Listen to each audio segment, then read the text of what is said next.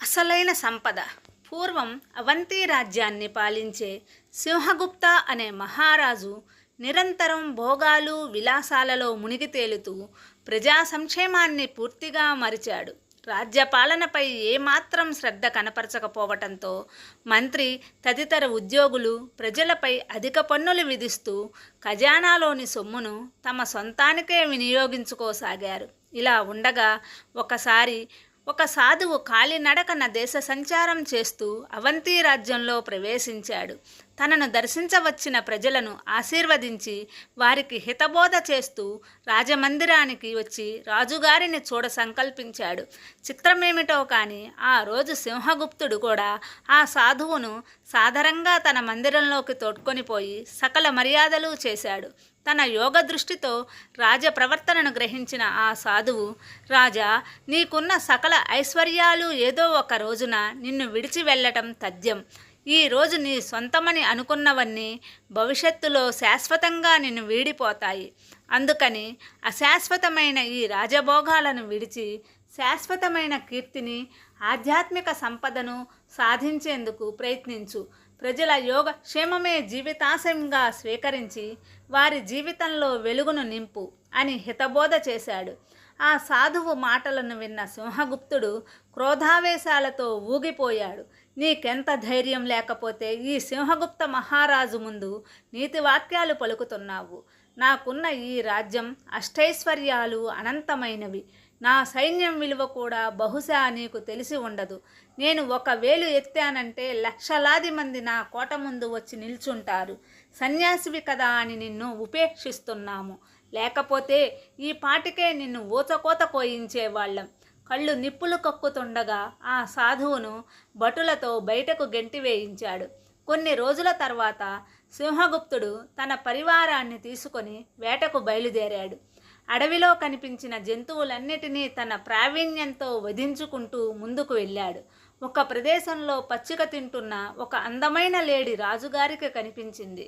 ఆ అందమైన లేడిని ఎలాగైనా పట్టి బంధించి తన ఇష్టసఖికి కానుకగా ఇవ్వాలని కోరిక కలిగింది. సింహగుప్తుడికి వెంటనే తన రథాన్ని దాని వైపుకు ఉరికించాడు. ప్రశాంతంగా నిల్చుని గడ్డి తింటున్న ఆ ఒక అందమైన లేడి ఈ హడావుడికి బెదిరి ముందుకు ఉరికింది. దాని వెనకాల రాజపరివారమంతా పరుగులు తీసింది. ప్రాణభీతితో ఎలాగైనా ప్రాణాలు కాపాడుకోవాలని శరవేగంగా చెట్లను పుట్టలను అతి లాఘవంగా దాటుకొని పరిగెత్తుతున్న ఆ లేడిని ఎలాగైనా బంధించాలన్న కోరిక రాజులో దృఢపడింది. ఎటు వెళ్తున్నాడో చూసుకోకుండా ఆ లేడి వెనుకే రథాన్ని పరిగెత్తించాడు. ఈ విధంగా వారు ఒక దట్టమైన కీకారణ్యంలోకి ప్రవేశించారు. వీరి వేగాన్ని అందుకోలేక రాజపరివారమంతా చెల్లాచెదరయింది. లేడిని పట్టుకోవడమే ఆశయంగా కదులుతున్న రాజు తన వారు ఏమయ్యారో పట్టించుకోలేదు. ఇంతలో తీవ్రంగా అలసిపోయిన ఆ గుర్రం మూర్ఛబోయింది. ఆ గుర్రం నుంచి సింహగుప్తుడు కూడా కింద పడిపోయి తీవ్రమైన గాయాల పాలై స్పృహ తప్పి పడిపోయాడు.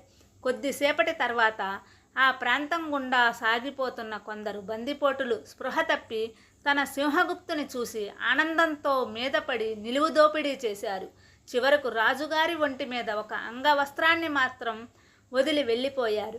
ఇరుగు పొరుగు రాజ్యాల పాలిట సింహస్వప్నమైన సింహగుప్తుడు అదే స్థితిలో కొద్ది సమయం ఉండిపోయాడు. తెలివి వచ్చి తన పరిస్థితి తెలుసుకొని అవాక్కయ్యాడు. అవంతి రాజ్యానికి మహారాజైన తనను తన పరివారమంతా విడిచి వెళ్ళారు. విలువైన ఆభరణాలన్నీ క్షణాలలో మాయమైపోయాయి. తాగడానికి మంచినీటి చుక్కైనా లేదు. ఎండ తీవ్రత, దాహం, ఆకలి తీవ్రంగా బాధిస్తున్నాయి. ఆదుకునే నాదుడే లేడు. సరిగ్గా అప్పుడు ఆ సాధువు చెప్పిన మాటలు గుర్తుకు వచ్చాయి. వెంటనే, ఓ భగవంతుడా, ఇంతకాలం నేను చేసిన తప్పు నాకు తెలియవచ్చింది. ఇక నుంచి ఈ ధన కనక వస్తు వాహనాల వెంట పరుగులు తీయక మిగిలిన జీవితమంతా మంచి పనులకే వినియోగిస్తాను.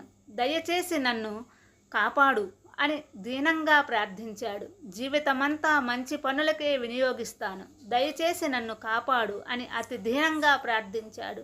ఇంతలో దూరము నుంచి సింహగర్జన వినిపించింది. సింహగుప్తుడి హృదయం భయాందోళనలతో నిండిపోయింది.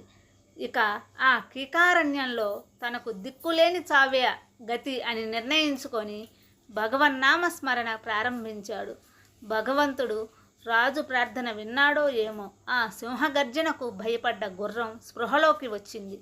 బతుకు జీవుడా అనుకుంటూ సింహగుప్తుడు గుర్రాన్నెక్కి అతి వేగంగా ముందుకు ఉరికించాడు. చివరికి ఆ అరణ్యంలో తన పరివారాన్ని కలుసుకోగలిగాడు.